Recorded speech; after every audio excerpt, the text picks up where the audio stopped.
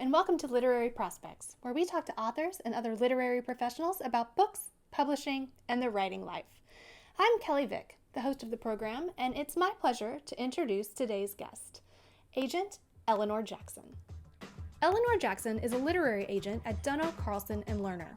She looks for books with deeply imagined worlds and for writers who take risks with their work. Her list includes authors of fiction and nonfiction in a wide range of categories. Eleanor lives in Brooklyn, New York, with her husband and 2 sons.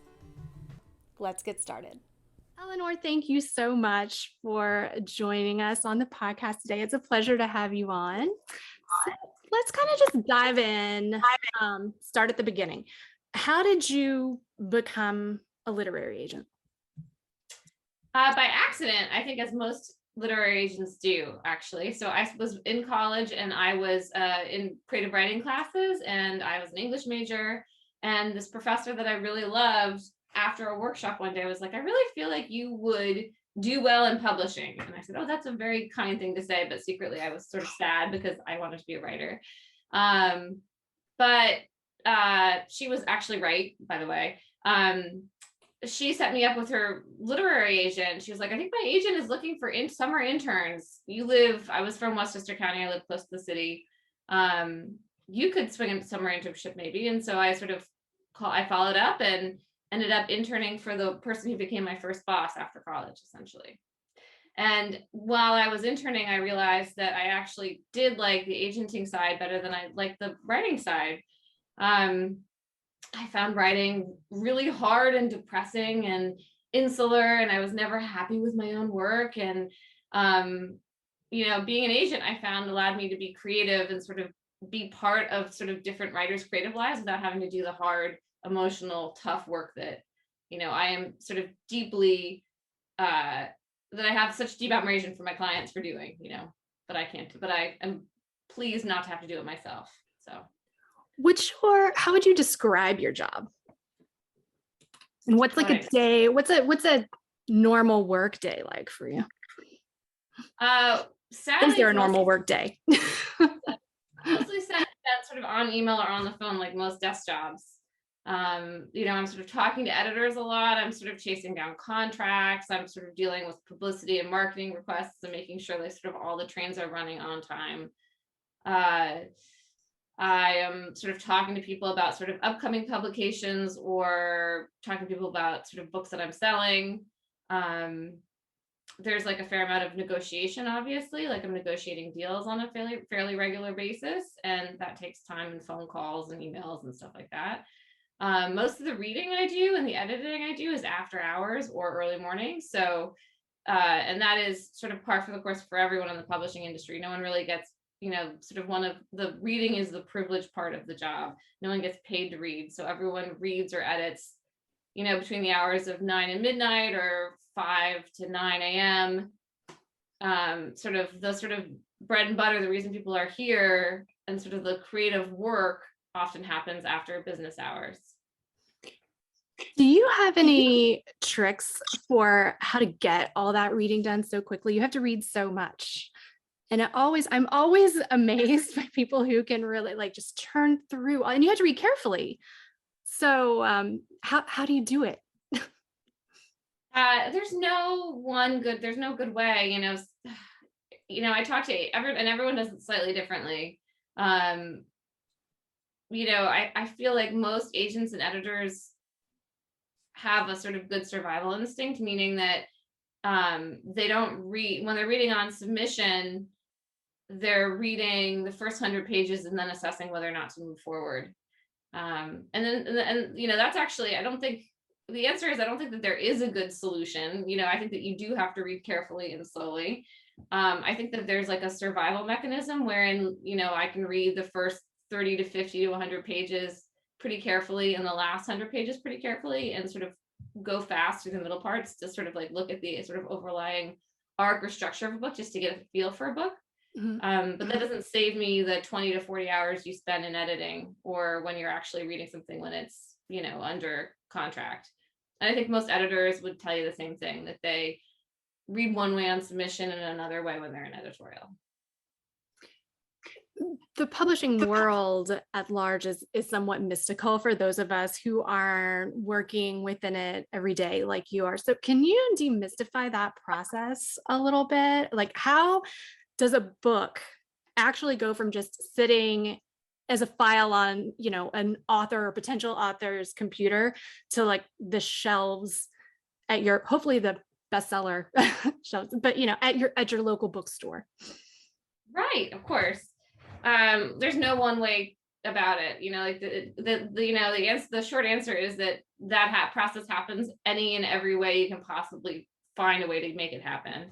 But sort of the nuts and bolts of it are that an author comes to an agent.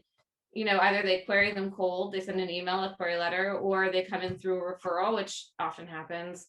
But they sort of end up, their book ends up in my inbox, and I sort of tell them, or my usual response time when I'm reading something or considering something is probably 4 to 8 weeks. Best case scenario, sometimes it's longer, sometimes it's shorter, just depends on what else is going on.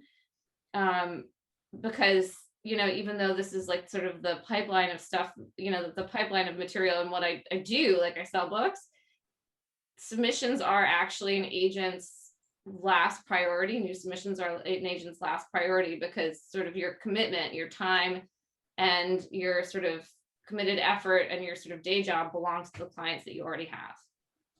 So when an agent says they're going to get back in 8 weeks and they don't get back in 8 weeks, it's because their existing book of business has sort of preoccupied them or sort of derailed them, and they can't sort of meet that commitment. And the submissions are the first commitment to fall off always, So I will take a look at a submission. If I want to take it on, I'll schedule a call with the author. The author and I will have like a good long conversation. If that conversation goes well and we both agree we want to move forward, I'll send an agency agreement, just a contract, pretty simple, that sort of outlines the terms of our arrangement. And that is that like an agent takes like a 15% commission on all domestic sort of publishing agreements. And then we also work with a network of co-agents potentially to sell your work abroad, so translation deals, that sort of, we work with a co-agent there, so that percentage is 20%. And also, we'll sort of handle the film rights directly related to your project.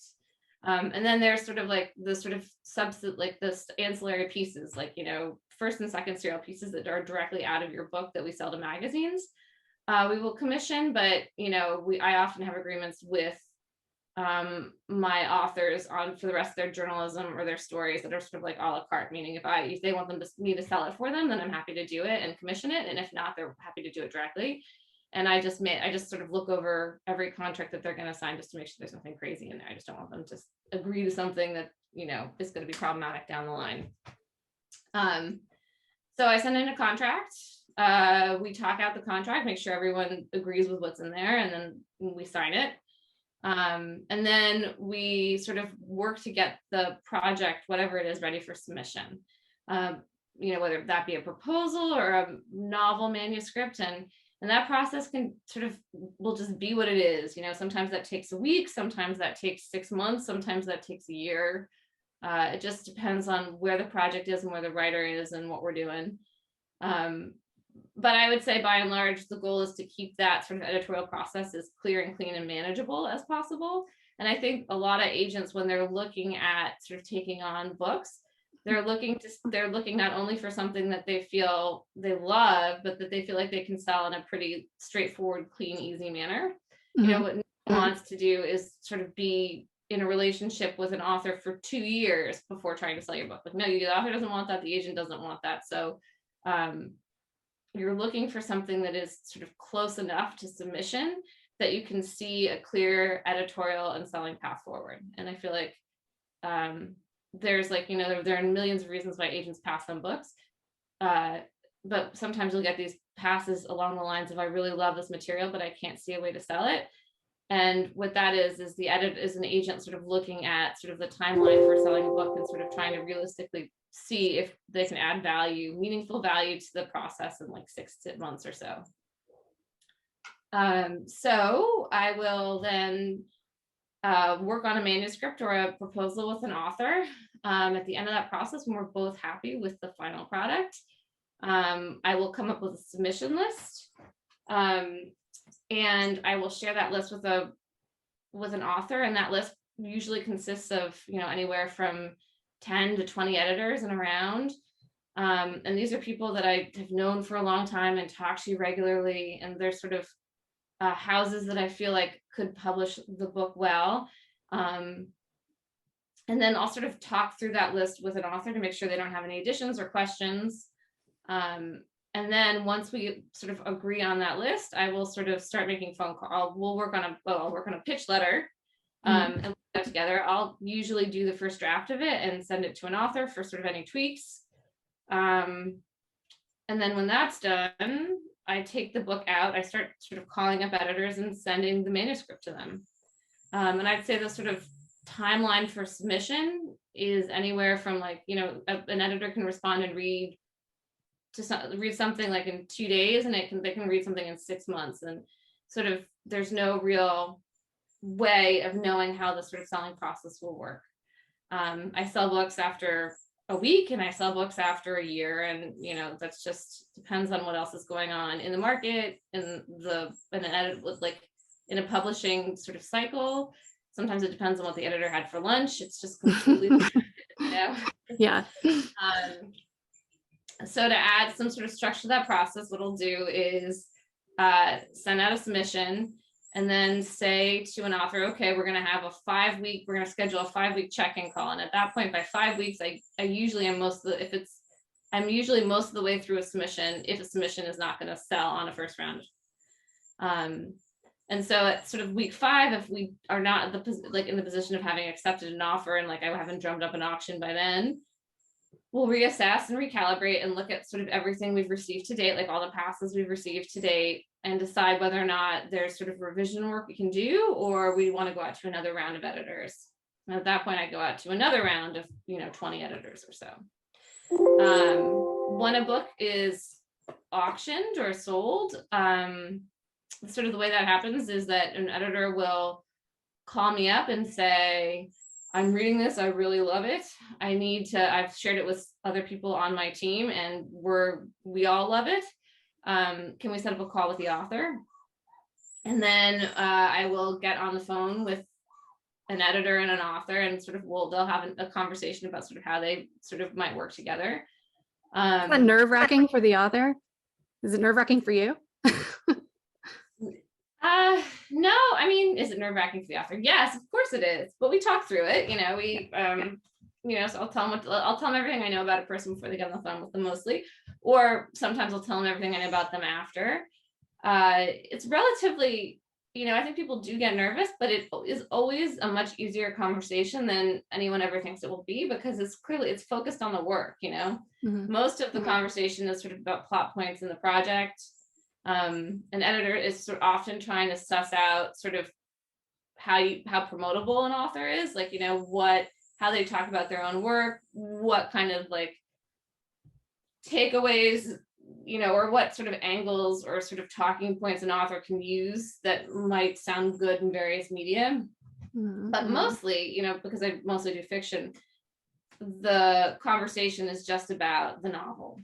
And that's easy, most novelists I know love to talk about their work, and sort of someone who is a close and careful and interested reader and potential editor.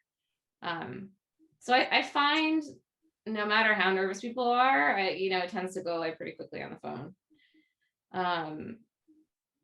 So once that conversation is over, the editor sort of goes away and sort of gets their ducks in a row, sort of starts to talk to their publisher, does their P&L, which is one of the sort of crazier things in publishing, which is that in order to sort of assign value or assign advance to a book, or decide for a house to decide what sort of the advance will be or how much money they can spend on something, they generate a P&L like every purchaser of anything does. And that P&L is based mostly on comp titles. It's based on, okay, sort of how will we sell this book in-house, and what other titles do we have that are like it, that we could sort of how will we, that we could sort of use to justify the number that we are assigning to this book. And it sounds strange, but it's actually useful because it sort of gives it organizes a marketing and a sales effort around a title. You'll say, okay, we will do with this book, which is a piece of art and completely different than this other thing we sold, but we could do a similar package, we could appeal to a similar audience, we could sell it into the accounts in a similar way. And therefore we might have a better sense of how many copies we will be able to sell. Which is a bit of a fait accompli because each and every publication is different and each and every book is different, But it's the best way anyone has ever come up with for sort of commercializing something, an art form like this. So once you've got the P&L, then yeah. So once roll out. So once you have the P&L, an editor will come and make an offer, and then at that point, I will sort of try and organize how I want the sale to go. Mm-hmm. I will decide whether or not we're going to do an auction, if we're just going to ask for like a best bids situation, or if we are going to, or sometimes if you have a really eager, aggressive, enthusiastic editor and the fit just seems perfect, you can sort of cultivate a preempt. And so then at that point, an editor is paying to take a book off the table before anyone else gets a chance to bid on it. There are sort of lots of different ways that the sort of process can go from there, but the net result is that I will present my author eventually with a fully negotiated offer, which I feel is the best, that presents like the best possible offer that I can get out of a publisher. And if there are a few of those, we'll sort of look at them next to each other and make a decision. And sometimes that decision is to sort of follow the publisher that sort of is paying the most money. And sometimes there are other things that factor in, sometimes it's the chemistry with an editor, it's the reputation of the house. There are lots of other things, but we'll sort of process through all that information, and then I will give a recommendation, but the decision, of course, is the author's. And once that happens, we go into editorial. So then the next step is we will close the deal based on sort of a kind of a handshake agreement. There's a deal memo that goes out. And I'd say probably it takes a month and a half for an actual formal contract to come in. And then that goes to our lawyers and we vet it with them. And then at the end of that process, I will sort of send a contract to the author and we'll talk it out. You'll read your contract, and if you have any questions, I'll talk to you about it. And if there's stuff you're concerned about, we go back and negotiate again. But during the sort of month-long period where you're waiting for your contract, you're probably in sort of editorial already with your editor. You and your editor are going through the manuscript. With a novel, I'd say like a normal sort of gestation period in editorial is 6 months. 6 months to a year. You normally have 12 to 18 months to deliver on a contract. And this editor with the publishing house, right? Sorry? Yeah. And this editor is the editor that's, yeah, okay. Right. So you've got 12 months to deliver a sort of edited manuscript. And once the manuscript comes in, and sort of you and your editor agree that it's ready to go into production, it goes off into copy edits, and it comes back 2 to 3 weeks later. And then you have 2 to 3 weeks to go through your copy edits. And then the book goes and then when you've done that, the book goes into production, and the typesetting, sort of then they start to work on the sort of cover and the typesetting and all that stuff. So your cover, then at some point you'll send, at that point, that's when you sort of send your thoughts on sort of how you envisioned your cover art, or like, the things that you want an artist to avoid. And your editor will take that and start conversations with their sort of team of artists to sort of figure out. So an author really gets some input on that, like they get to say, this is how I envisioned it. Yes, that is. So the ultimate decision there is the publisher's, technically. And even, I get author approval on my covers all the time, whenever I can. But even there, even when when you have approval of your own cover, that is the beginning of your book not entirely being yours anymore, because what you're you are going to want to, it is in your best interest to work with a publisher to sort of design your cover, because what you want is something that the publisher feels like they can sell. And so there are often reasons, I mean, I've seen publishers work really, really hard to get covers that authors love, that sort of fits, that hits, that sort of it both appeals to the market and is true to the book.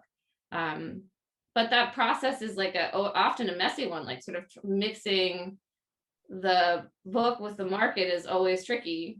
And it sometimes leads to great work, and sometimes it leads to stuff that is not right. And so it can be a challenging process. But the way we sort of try and sort of nip any issues in the bud are to ask an author first and foremost, like, a lot of publishers have cover questionnaires, like, a series of questions that you have to answer about sort of how you envision the cover art, just so you don't get something that you absolutely hate. And I often advise authors, a lot of my authors have inspiration boards that include images that they were looking at the entire time they were writing their novels.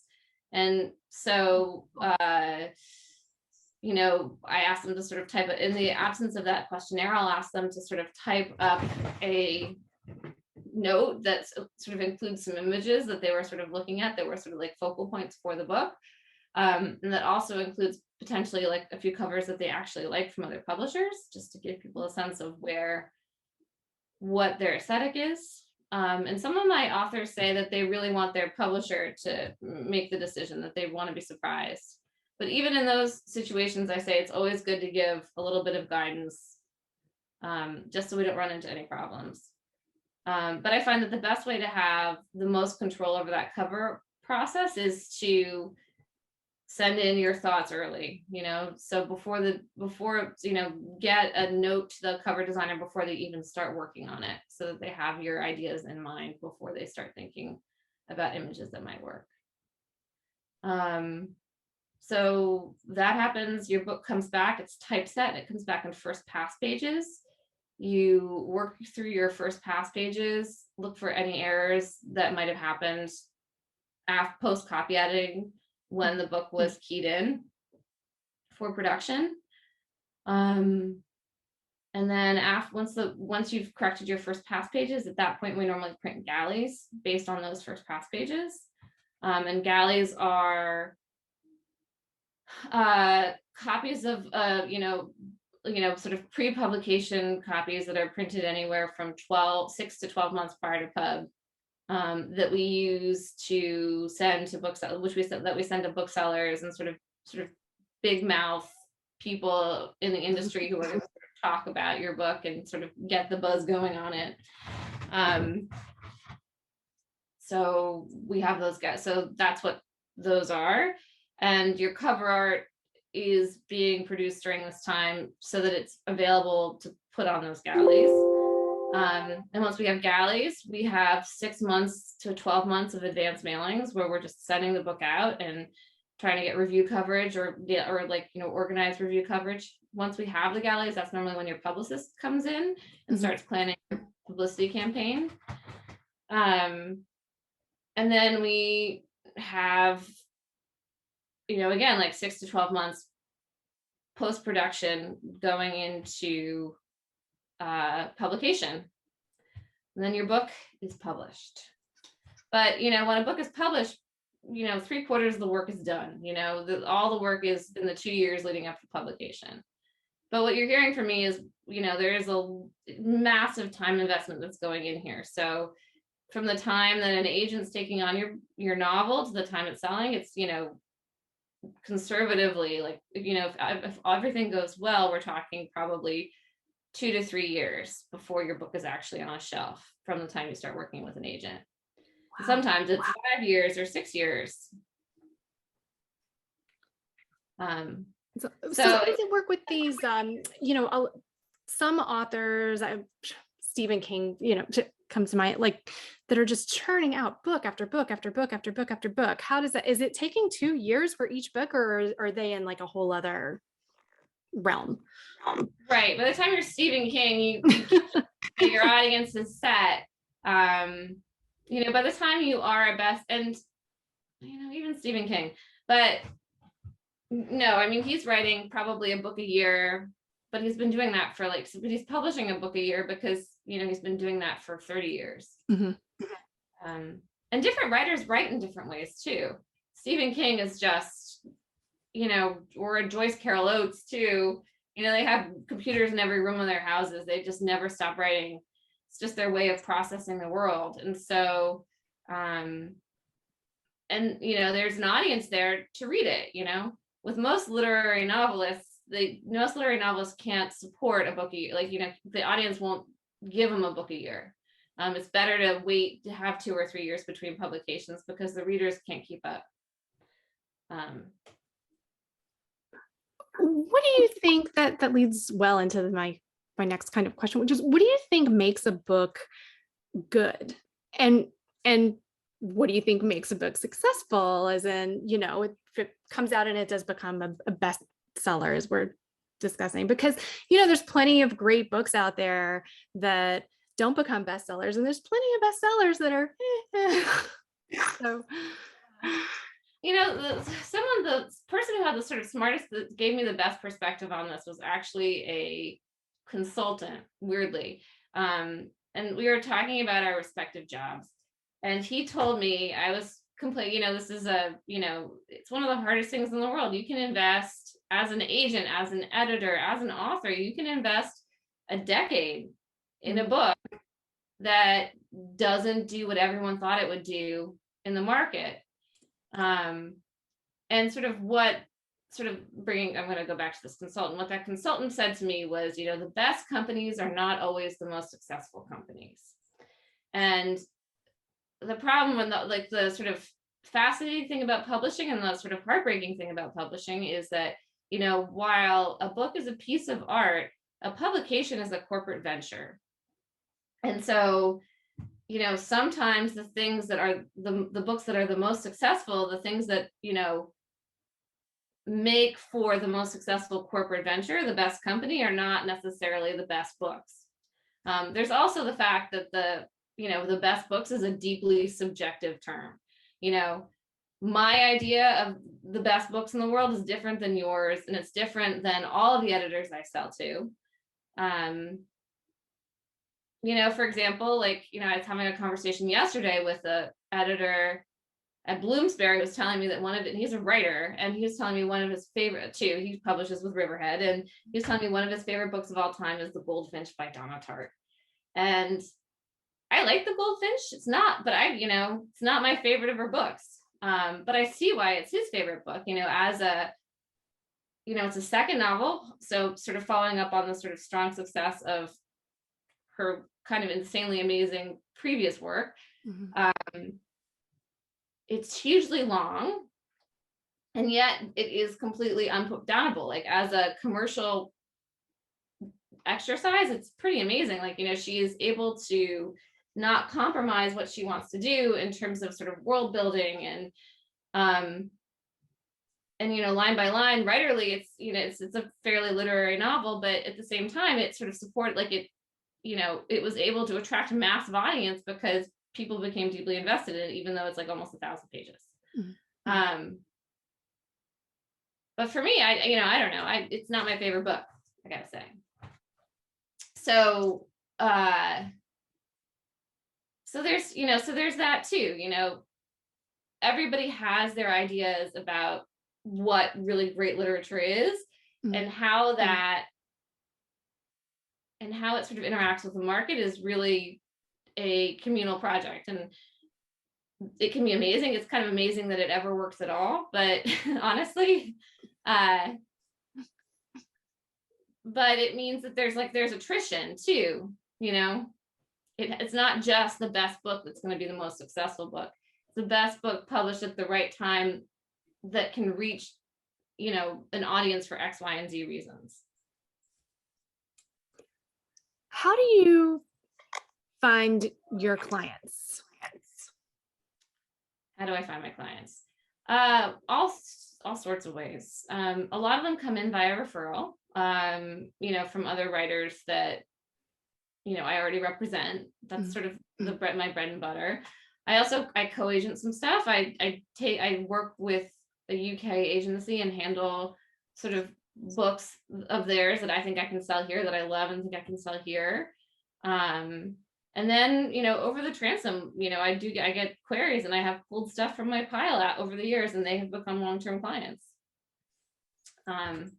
So, how it just, there doesn't seem to be any shortage of material. There is so much talent out there, which is so exciting. So well, that sort of follows on with the next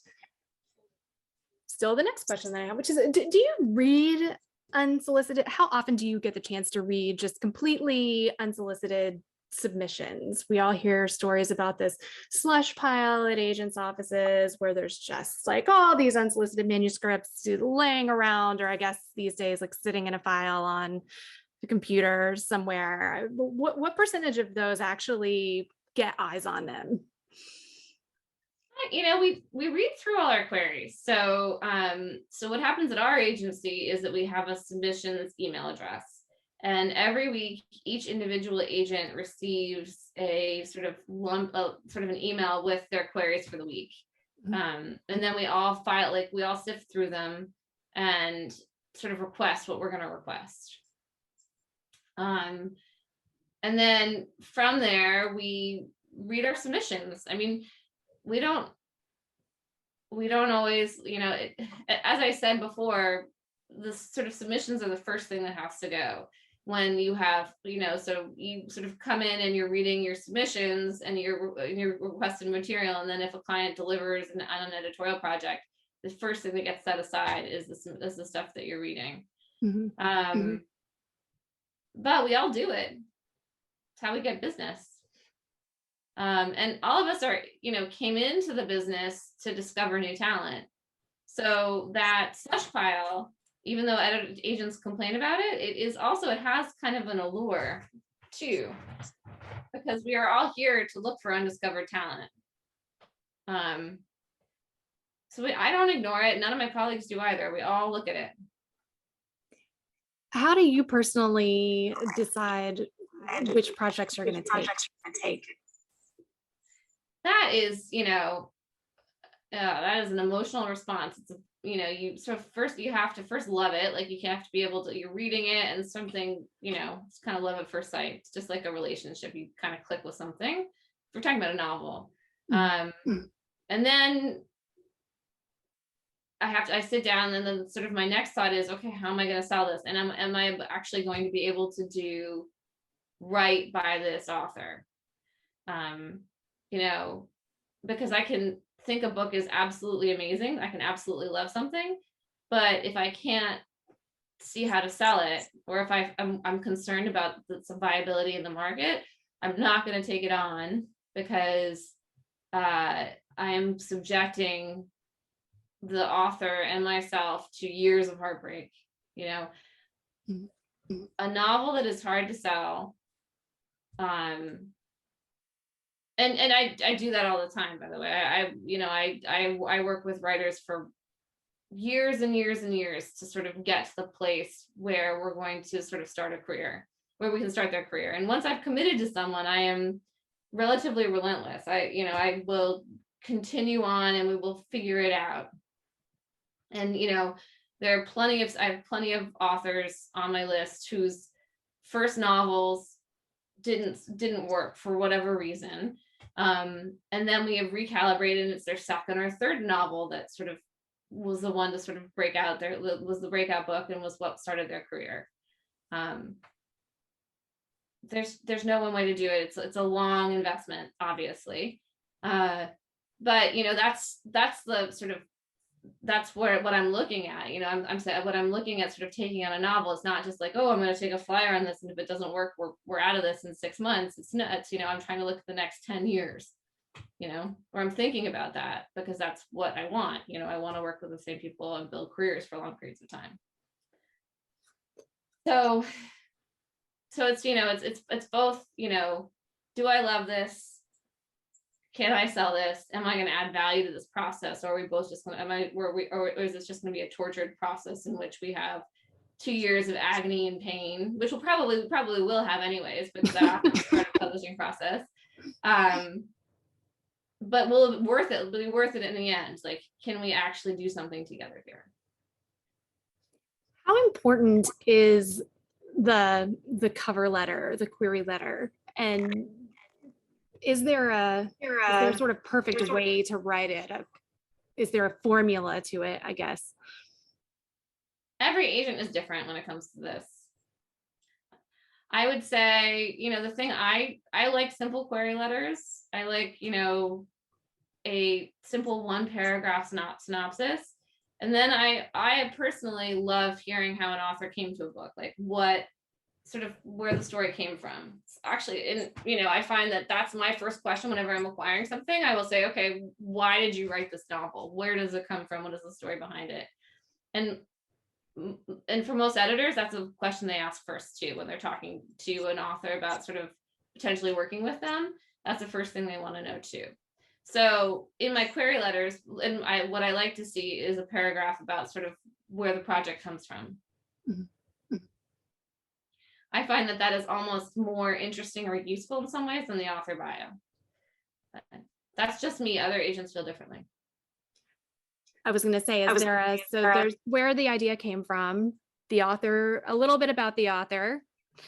Is there anything else that's, of that some other agents just have to have?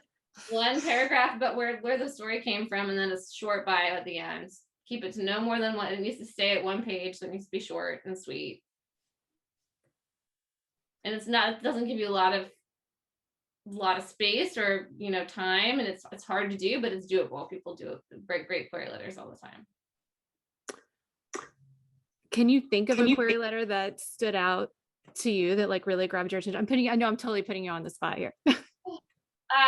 No, not, and a great query letter is not necessarily a great query letter. It's just a book you want to read.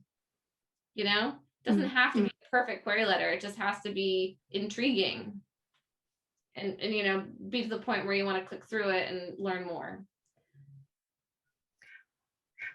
And this is a highly subjective question, of course, but what do you think makes a good writer? Are there qualities that most of the successful authors that you know and work with seem to have in common?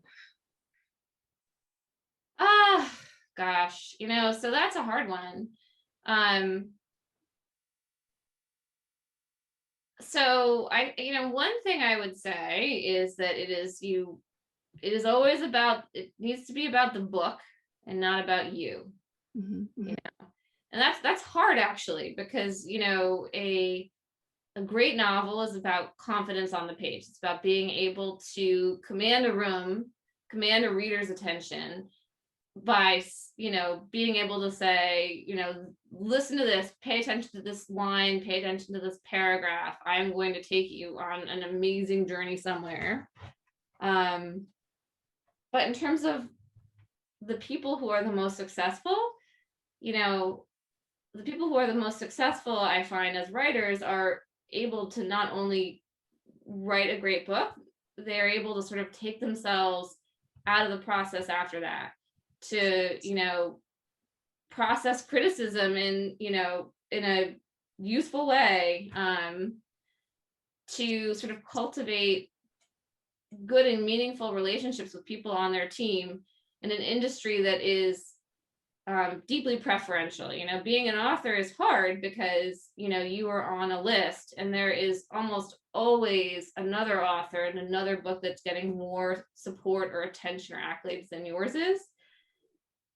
And so what you need to do is work with what you've got, engage the team that you have and sort of inspire more confidence and more support rather than sort of bemoan the sort of lack of stuff that you are getting. So there is that, it has to, you have to sort of believe in your book and then get other people to believe in it. Mm-hmm. And then you have to really engage with them as a team, even in a very difficult industry. I would also say, the people who do the best are the ones who can tolerate a lot of failure. There is, success in the business is hard to predict. We can do everything right and a book won't catch. And so then the question becomes, what do you do next? And then when success does happen, you have to try and sort of recreate that success. And often what that looks like is not being scared to fail. Even though because building on success, duplicating success is often impossible. You have to be willing to put yourself out there again in a real and meaningful way to write good work. So, I would say I'd say that the sort of components of a bestseller, what would I say? I would say, sort of to drill down into it, I would say that you have to have a deep and tireless commitment to your own work. Workaholic, willing to do anything to sort of write the best book possible. On top of that, you need to have the ability to put your book before yourself, meaning you need to be willing to collaborate with people and sort of listen to sort of the opinions of others without compromising the integrity of your own work, which is tough to do. And then the third piece of it is that you have to be willing to tolerate failure. Like, if things don't go right, it is about what we do next rather than sort of mourning the loss of the thing that did not go right. And, from there, we've got all the sort of ingredients of a bestseller. We need some luck too, probably. What do you have advice for aspiring authors who may have a nearly finished novel that's, sitting on their computer right now? Yeah. Finish it. And then get some beta readers, so if you're, if you have an amazing novel, that is one thing, that is the first step. It's an incredible achievement. It's what we all want. But to be publishable, you need to be able to talk about that novel, and you need to be able to get other people to believe in that novel. And I find a really good way to sort of begin that is to sort of cultivate a group of beta readers.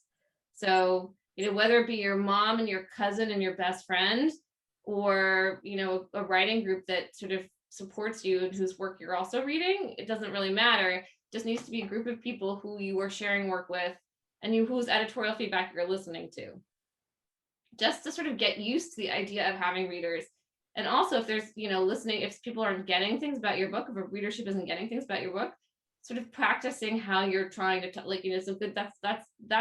Those are the people that you can practice your sort of your interviews, your Terry Gross interview, that is your audience. And so you can start talking to them about sort of why you make certain decisions in your work.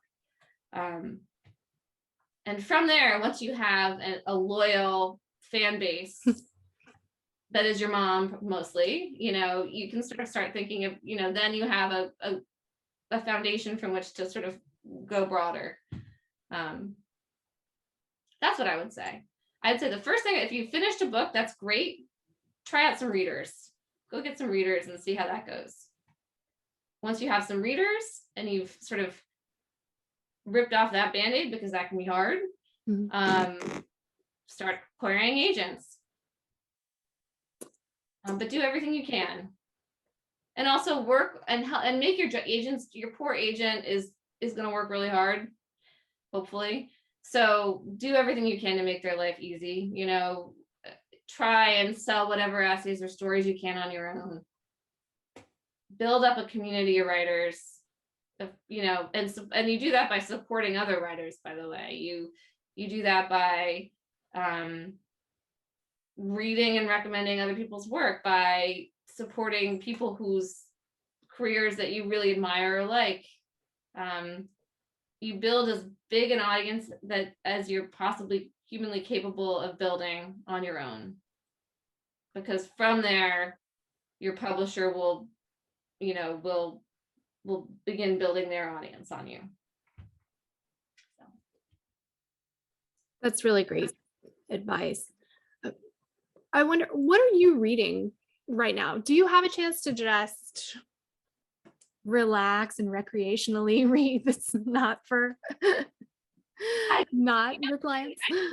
Doing that, I've also sort of decided that there's no point in me having my job, and I can't do my job well if I am not falling in love or reading as just as a human. I'm in this business because I like to read. If I am sort of only focused in on the stuff I am selling, then I have sort of forgotten or lost sight of what I'm supposed to be doing here. So I find it, I take it very seriously. I read for pleasure all the time. I'm reading Cloud Cuckoo Land right now, and I'm enjoying it. And I'm also listening to The Stand, and frankly, I've been listening to The Stand forever by Stephen King, because it's like however many hours on audio, and I keep on not being in the headspace to do it, and also not having the time to do it. And then on the nonfiction front, what did I just read that was great? I just finished something and I cannot think of it for the life of me. Oh, God, what was it called? Hold on, I gotta look it up. I've forgotten the name of it. I can never remember the name of this book. It was the Kolker, the guy who wrote Bad Art Friend, his sort of the book that he most recently published, which was absolutely incredible. And I'll think of the name right now. What was it called? I'm on the edge of my seat here. Sorry? On the edge of my seat here. It was so good. Hidden Valley Road. I keep wanting to call it Uncanny Valley for some reason, but it's called Hidden Valley Road. Absolutely phenomenal book. I highly recommend it to everybody. What's your favorite thing that you've read recently? I don't know, like in the last year. It might be Hidden Valley Road, and I sort of loved it because I never thought I would. It's about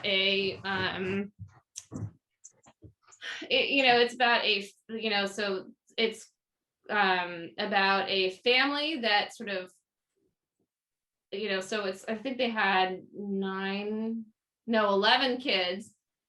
And I think of those 11 kids, all the boys in the family, of which there were like 7 or 8, all were diagnosed with schizophrenia. Oh, wow. And so it's sort of the story of this family and sort of what that disease did to that family. And then also sort of an examination, and also sort of what the case study they provided sort of did to the study of schizophrenia. And sort of, it touches on sort of how mental health is dealt with in this country. But at heart, it's like, at its heart, it's also like a very deeply, intimately reported family story. And I think the reason I loved it so much is because it doesn't sound like anything I would ever be interested in reading, but in this author's hands, it's like unputdownable. It's just fascinating. And I think one of the things I love most as a reader is to be sort of surprised, to be shaken out of my own preconceived notions of what I think I like or don't like. Mm-hmm.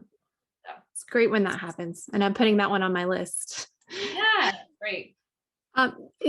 What book do you recommend to people? Do you find that you recommend to people the most? I don't know. That's a good question. I recommend different things to different people depending on the mood Mm-hmm. or what I'm eating for lunch. So Hidden Valley Road is my latest sort of blanket recommendation to everybody. What other books, like, foundational texts? I don't know. In terms of weird ones that no one's ever read, I love this book called Period Piece by Gwen Raverat, which is another memoir. I actually mostly read and represent fiction, so it's funny that I'm like talking about all nonfiction right now. But this was a book that's also illustrated. It's by Gwen Raverat, ended up as like a children's book illustrator in like the 40s and 50s. But the memoir is about growing up as Charles Darwin's granddaughter. She was Charles Darwin's granddaughter in Victorian London. And it's totally charming. It's, you know, a coming of age story from like a very like idiosyncratic little girl who is completely at every turn wants to buck societal trends or doesn't want to do anything, but she's growing up in this like deeply repressed society as the granddaughter of the person who is sort of shaking this society to its core. So it's really fun. Oh, that sounds very fun. And do you have an earliest memory of reading? Is there like a book that you remember when you were little that really just sort of made you fall in love with literature? Well, I mean, I don't know. I mean, like transformational books. Oh yeah. So one of them I would say, I think when I was like probably 7 or 8 or 9 or 10, I don't know how old. I would have been way older than 7 actually, probably 10 or 11 or 12. You know, my mother made me do swim team, which, you know, poor me, feel so bad for me, you know. But, you know, I had to do like I was terrible at swim team. I think I got every 10th place ribbon that anyone has ever gotten. Like I got like lavender ribbons and white ribbons, and you know, I was just terrible at it. But I had to do it.